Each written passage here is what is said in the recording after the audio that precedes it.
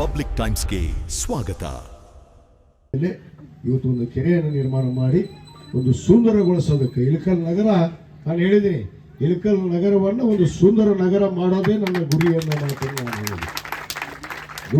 ಇದು 2016-17 ಸಾಲಿನಲ್ಲೇ ನಾನು ಇಳಕಲ್ಲಿಗೆ ಒಂದು ಕೆರೆಯನ್ನು ಮಾಡಬೇಕು ಅಂತೇಳಿ ಕನಸನ್ನು ಕಂಡಿದ್ದೆ.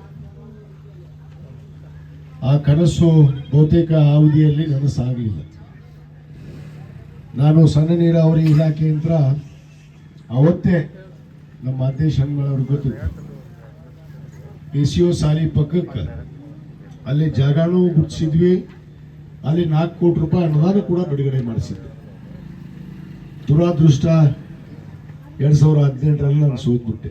ದುಡ್ಡು ಬಿಡುಗಡೆ ಆಗೈತಿ, ಎಸ್ಟಿಮೇಟ್ ಆಗಿತ್ತು, ಇನ್ನೇನು ಅಪ್ರೂವಲ್ ಕೊಟ್ಟು ಟೆಂಡರ್ ಕರಿಬೇಕು ಅನ್ನೋಷ್ಟರಲ್ಲಿ ಚುನಾವಣೆ ಬಂತು.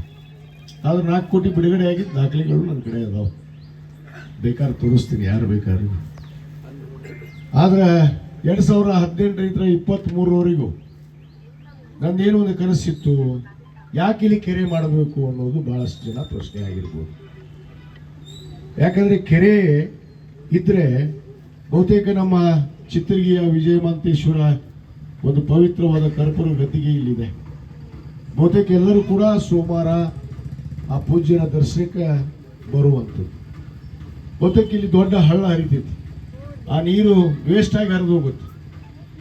ಆ ನೀರನ್ನು ಸಂಗ್ರಹಣೆಯನ್ನು ಮಾಡಿ ಒಂದು ಕೆರೆಯನ್ನು ನಿರ್ಮಾಣ ಮಾಡಿ, ಕೆರೆ ಅಷ್ಟೇ ಅಲ್ಲ, ಅಲ್ಲಿ ಒಂದು ಥರ ಈ ಊರಿನವರಿಗೆ ಪ್ರತಿ ದಿವಸ ಸಾಯಂಕಾಲ ಒಂದು ಒಳ್ಳೆಯ ಏನು ವಾತಾವರಣವನ್ನು ನಿರ್ಮಾಣ ಮಾಡಿ ಅವರಿಗೆ ವಾಕಿಂಗ್ ಮಾಡೋದಕ್ಕಾಗಿರ್ಬೋದು, ಇವತ್ತು ಅವರು ಅಲ್ಲಿ ಬಂದು ವಿಶ್ರಾಂತಿನ ತೆಗೆದುಕೊಳ್ಳೋಕ್ಕಾಗಿರ್ಬೋದು, ಮಕ್ಕಳಿಗೆ ಆಟವನ್ನು ಆಡಿಸುವಂಥ ವ್ಯವಸ್ಥೆಯನ್ನು ಮಾಡೋದಾಗಿರ್ಬೋದು.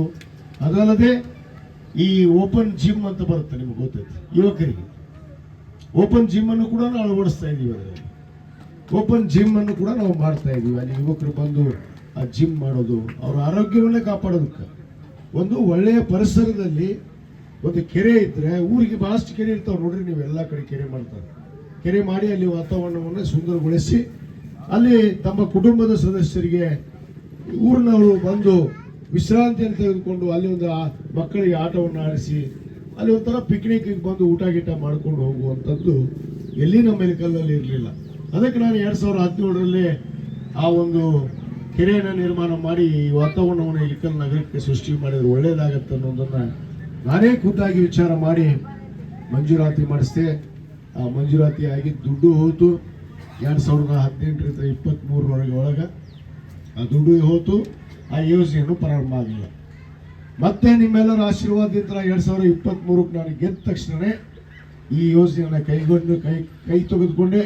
ಅವತ್ತು ಕೇವಲ 4 ಕೋಟಿ ಬಿಡುಗಡೆ ಮಾಡಿಸಿದ್ದೆ. ಈಗಾಗಲೇ 4 ಕೋಟಿ ಕೆಲಸ ಪೂರ್ಣ ಆಗಿದೆ. ಈಗ ಮತ್ತೆ 4 ಕೋಟಿ ಬಿಡುಗಡೆ ಮಾಡಿಸಿದ್ದೆ ಬಂದು ಕೂಡ ಹೊಳ್ಳೆ ಅದನ್ನ ಆ 4 ಕೋಟಿ ಕೆಲಸ ಈಗಾಗಲೇ ಪೂರ್ಣಗೊಂಡಿದೆ. ಈಗ ಮತ್ತೆ 5 ಕೋಟಿ ರೂಪಾಯಿಯನ್ನ ಇವತ್ತು ವೆಚ್ಚದಲ್ಲಿ ಒಂದು ಕೆರೆ ನಿರ್ಮಾಣ ಮಾಡಿ ಅಲ್ಲಿ ಫುಟ್ಪಾತ್ ಆಗಿರ್ಬೋದು, ಗಾರ್ಡನ್ ಆಗಿರ್ಬೋದು, ಅಲ್ಲಿ ಜಿಮ್ ಆಗಿರ್ಬೋದು, ಎಲ್ಲ ರೀತಿ ಸೌಕರ್ಯಗಳನ್ನು, ಮಕ್ಕಳಿಗೆ ಆಟ ಆಡುವಂಥ ಒಂದು ಸಾಮಾನುಗಳಾಗಿರ್ಬೋದು, ಎಲ್ಲವನ್ನು ಅಳವಡಿಸಿ ಇಳಕಲ್ ನಗರಕ್ಕೂ ಒಂದು ಕೆರೆ ಇರಬೇಕು. ಆ ವಾತಾವರಣವನ್ನು ಸರಿ ಮಾಡೋದಕ್ಕೆ ಇವತ್ತು ಆ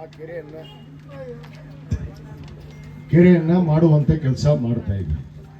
ಬಹುತೇಕ ಕೆಲವಷ್ಟು ಜನ ಅದಕ್ಕೆ ನಮಗೆ ಬಯಲು ಶೌಚಾಲಯ ಬೇಕು ಅಂತೇಳಿ ಕೆಲವಷ್ಟು ತಾಯಿಯಂದರು ಬಂದಿದ್ದು ನನ್ನ ಗಮನಕ್ಕೆ ಬಂತು.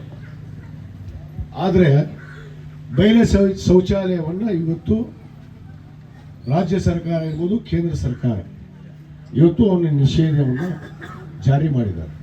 ತಮ್ಮ ಗಮನಕ್ಕಿರಲಿ, ಯಾವುದೂ ಕೂಡ ಬಯಲು ಶೌಚಾಲಯ ಇರಬಾರ್ದು ಅನ್ನೋದು ಇವತ್ತು ಸರ್ಕಾರವೇ ಕಡ್ಡಾಯವಾಗಿ ಅದನ್ನು ನಿರ್ಣಯ ತೆಗೆದುಕೊಂಡಿದೆ. ಇವತ್ತು ವೈಯಕ್ತಿಕ ಶೌಚಾಲಯವನ್ನು ನೀವು ಮನೆ ಮುಂದೆ ಮಾಡೋದಕ್ಕೆ ಸರ್ಕಾರ ಈಗಾಗಲೇ ಇವತ್ತು ಅನುದಾನ ಕೂಡ ಕೊಡ್ತಾ ಇದೆ ಉಚಿತವಾಗಿ. ಯಾರಿಗೆ ಶೌಚಾಲಯನ ಕಟ್ಕೋಬೇಕು ಅಂದವರಿಗೆ ಅವ್ರ ಮನೆ ಮುಂದೆ ನಿರ್ಮಾಣ ಮಾಡೋದಕ್ಕೆ ಸರ್ಕಾರವೇ ದುಡ್ಡು ಕೊಡ್ತಾ ಇದೆ. ಇವತ್ತು ಅದನ್ನು ಯೋಜನೆಯನ್ನು ಸದುಪಡಿಸ್ಕೋಬೇಕು. ಬಯಲು ಶೌಚಾಲಯದಿಂದ ಏನಾಗುತ್ತೆ, ಇವತ್ತು ಪರಿಸರ ಕೆಡುತ್ತೆ, ಅಲ್ಲ ಆರೋಗ್ಯದ ಮೇಲೆ ಹಾನಿಯಾಗುವಂಥ ವ್ಯವಸ್ಥೆ ಆಗುತ್ತೆ, ಕ್ರಿಮಿಕೀಟಗಳು ಹುಡ್ತಾವು. ಅದರಿಂದ ಊರೆಲ್ಲ ಇವತ್ತು ದುರ್ವಾಸನೆ ಆಗುತ್ತೆ. ಅದು ಅಲ್ಲದೆ ರೋಗ ರುಜಿನಗಳು ಇವತ್ತು ಬರುವಂತ ಸಾಧ್ಯತೆಗಳಿದಾವೆ. ಅದಕ್ಕೋಸ್ಕರ ಸರ್ಕಾರ ಅದನ್ನ ಇವತ್ತು ಇದು ದುಡ್ಡು ಇತ್ತು, ಬಹುತೇಕ ನನಗೆ ಗೊತ್ತೈತಿ, ಇಲ್ಲೊಂದು ದುಡ್ಡು ಇತ್ತು, ಇಲ್ಲೊಂದು ದುಡ್ಡು ಇತ್ತು. ಇಳ್ಕಲ್ಲಾಗ ಏನು 5-8 ಎಕರೆ ದಿಡ್ಡಿಗಳು ಹಂಗಾದವು. ಅದಕ್ಕೆ ಅವನ್ನೆಲ್ಲವನ್ನ ಇವತ್ತು ಅಭಿವೃದ್ಧಿ ಪಡಿಸಬೇಕು ಅನ್ನೋ ಒಂದು ನಿರ್ಧಾರವನ್ನು ಮಾಡಿ ಇವತ್ತು ಆ ದಿಡ್ಡಿಯಲ್ಲೇ ಇವತ್ತು ಒಂದು ಕೆರೆಯನ್ನು ನಿರ್ಮಾಣ ಮಾಡಿ ಒಂದು ಸುಂದರಗೊಳಿಸೋದಕ್ಕೆ ಇಳಕಲ್ ನಗರ, ನಾನು ಹೇಳಿದ್ದೀನಿ, ಇಳಕಲ್ ನಗರವನ್ನು ಒಂದು ಸುಂದರ ನಗರ ಮಾಡೋದೇ ನನ್ನ ಗುರಿ ಅನ್ನೋ ಮಾತನ್ನು ನಾನು ಹೇಳಿದ್ದೀನಿ. ಗುರು